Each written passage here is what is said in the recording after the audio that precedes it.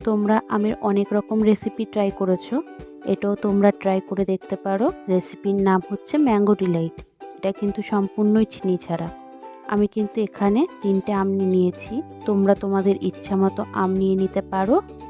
প্রথমে আমগুলোকে ধুয়ে খোসা ছাড়িয়ে ছোট টুকরো করে কেটে নিয়েছি। এরপর মিক্সারে আমগুলোকে দিয়ে একটা পেস্ট তৈরি করে নেব। এই আমের পেস্টটাকে একটা বড় বোলের মধ্যে ঢেলে নেব। আমি কিন্তু এখানে কাজু বাদাম কুচি দিচ্ছি, পেস্তা কুচি, এগুলো সব আমি বাড়িতেই টুকরো করে রেখেছি। আর দিয়ে দেব এর মধ্যে আমুলের গুঁড়ো দুধ। ভালোভাবে এটাকে মিক্স করব। এরপর লিকুইড দুধ দিয়ে দেবো মিশ্রণটি পাতলা করার জন্য। এর মধ্যে কনডেন্স মিল্ক দিয়ে ভালোভাবে মিক্স করে নেব। এবার ছোট বোলের মধ্যে ঢেলে নেব।